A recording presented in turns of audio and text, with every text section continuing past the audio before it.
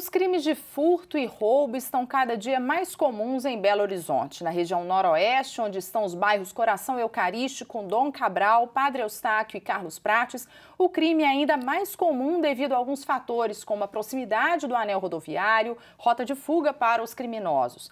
Para falar sobre a violência na região, nós vamos conversar com o capitão Arley Francisco, subcomandante da 9ª Companhia do 34º Batalhão da Polícia Militar. Capitão Arley, bem-vindo, obrigada por aceitar o nosso convite. Obrigado, nós. Primeiro, eu gostaria que o senhor falasse um pouquinho sobre a prática de roubos e furtos na região noroeste. Eles são mais frequentes por quê nessa região? Com relação à questão do furto e do roubo, a gente sabe que é uma área comercial forte, né? A gente tem o Shopping Del Rey ali no Caiçara. Nós temos a PUC Minas, onde você tem um público flutuante considerável. Muitos estudantes. Muitos estudantes. Você tem o Padre Eustáquio com área comercial também considerável. Então, pensando nisso, a Polícia Militar ela tem desenvolvido um trabalho forte de rede de comércio protegido e de rede de vizinhos protegidos. Essa área, esse público, né, que frequenta a região noroeste, é um público que tem uma condição sociofinanceira que favorece esse aumento, digamos assim, da criminalidade. São estudantes, são pessoas que frequentam a área comercial, restaurantes, um banco próximo, uma região onde circula também um comércio, uma questão financeira ali que envolve esses bairros. Isso, nós vamos pensar primeiramente que é uma área atrativa para o agente de crime. Então é uma área atrativa, porque tem muito comércio, você tem o efeito PUC, e o efeito PUC, né, traz várias pessoas de outras áreas para a região do Coração Eucarístico. No Caiçara você tem o efeito Shopping Del Rey, que traz pessoas de várias áreas da região metropolitana para a região do Caiçara. Sim. E do Padre Eustáquio, idem, porque é um bairro corredor. A pessoa sai dos bairros periféricos, passam pelo Padre Eustáquio para chegar à área central.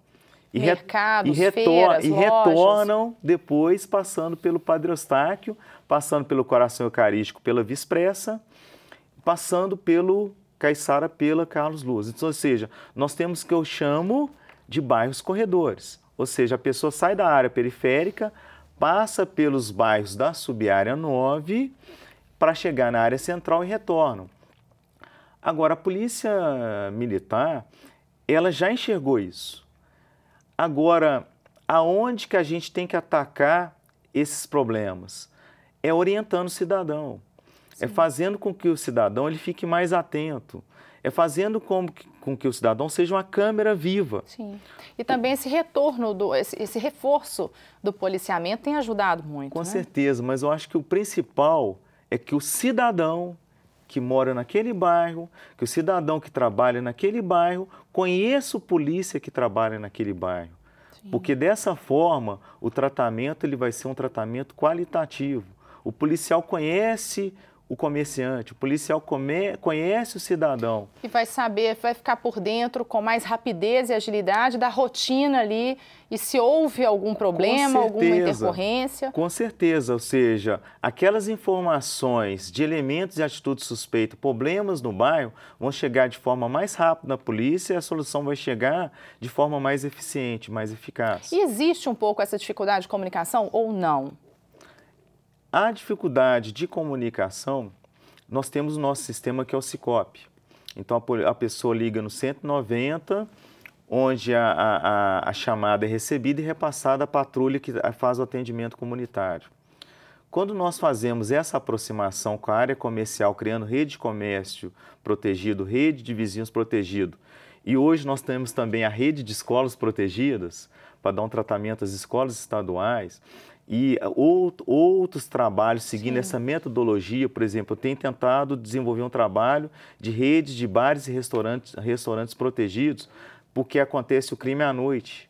Então, tentando aproximar os bares, tentando aproximar os restaurantes, fazendo com que eles criem um grupo de WhatsApp onde um passa informação da criminalidade para o outro e a viatura vai lá para atender. Agora, sabe qual que é a evolução de tudo isso? É que quando você tem um grupo de WhatsApp que a guarnição faz parte do grupo, ela está sabendo o fluxo de informações ali. Então, quando é lançado um agente de atitude suspeita naquele WhatsApp e a patrulha que está de serviço no dia está enxergando aquilo, está vendo aquela informação, com certeza aquelas pessoas ali vão ter um tratamento de qualidade. Vamos falar um pouquinho sobre a prevenção.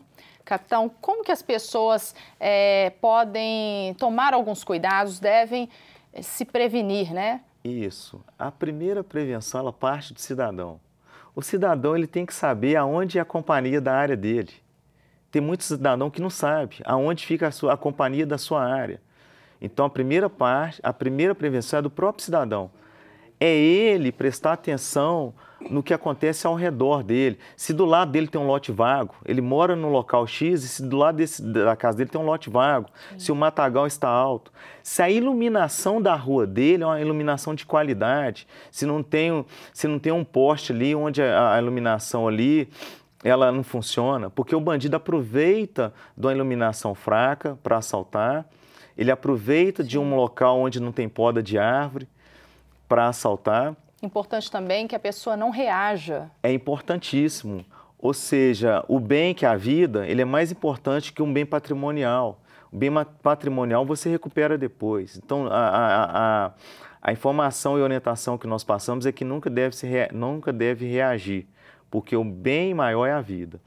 Agora, voltando à questão da prevenção, a criminalidade não é só a polícia. A criminalidade passa pela CEMIG, a criminalidade passa pela Copasa, a criminalidade passa pela prefeitura. Mas cuidados também da pessoa, por exemplo, ao sair do trabalho, ao chegar em casa, isso, os cuidados, abrir o portão da garagem, isso, ao sair do carro.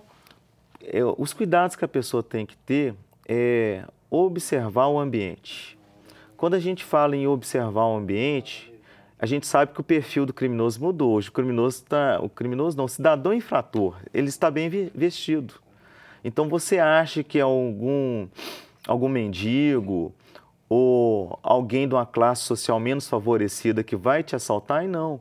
Às vezes é uma pessoa bem vestida que vai ser o agente infrator, que vai ser a pessoa com que vai te assaltar.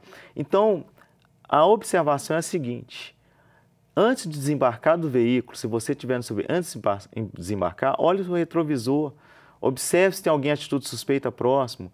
Antes de embarcar, faça essa leitura. Se você não tiver certeza, dê uma volta no quarteirão. Sim. Para um veículo num local seguro e liga para a PM abordar aquelas pessoas ali em atitude suspeita. Mude a rota. Se você está acostumado sempre por aquela rota do trabalho para casa, da casa para o trabalho, de vez em quando muda. Para você não criar uma rotina e facilitar para que o cidadão infrator venha fazer com que você se torne vítima fácil, um alvo fácil. E após essa comunicação à polícia, quais são os procedimentos nesse pós-roubo, digamos assim? O pós-roubo, a Polícia Militar faz o contato com a pessoa, ela procura saber os dados, né, como se deu aquele crime ali, aonde ela pode atuar com o objetivo de identificar quem são os agentes que estão atuando na sua área. Porque muitas das vezes o agente que está agindo aqui no Coração Eucarístico ou no Padre Eustáquio, às vezes a pessoa não é nem próxima, às vezes é uma pessoa que está vindo ali de Betim, de Contagem, isso, né? que às vezes está ali, às vezes até de ônibus. Então, quer dizer, a pessoa, né, o meio de transporte que esse agente está utilizando, às vezes é moto. Sim. Por isso que a gente, às vezes, faz operações de abordagem só a moto, às vezes faz operação de abordagem a coletivo, para evitar que o agente chegue até o local com facilidade. Então, muito importante que as pessoas que nos escutam agora, que estão acompanhando o programa, conheçam os batalhões da sua região. E mantenham também esse contato.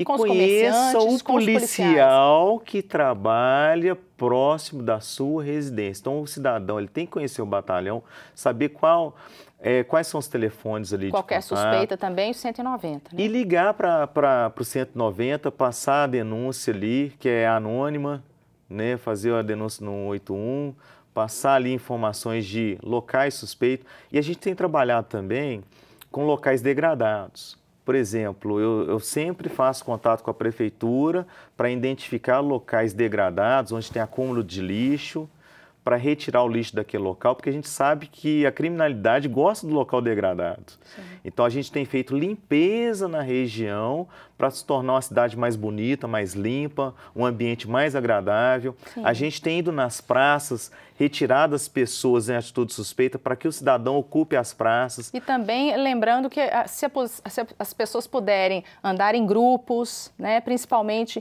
em alguns horários com as ruas mais vazias, vale a pena, né, capitão? Com certeza, o cidadão tem que observar porque, às vezes, o assalto, quando ele acontece 5 horas da manhã, somente aquela pessoa vítima estava Sim. passando na rua.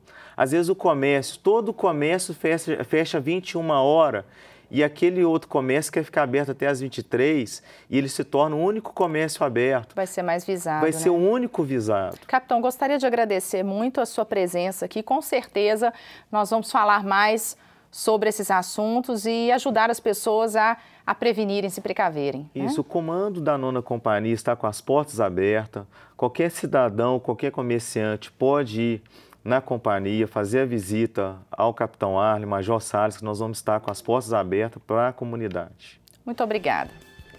O Horizonte Notícia Entrevista fica por aqui. Até o próximo programa.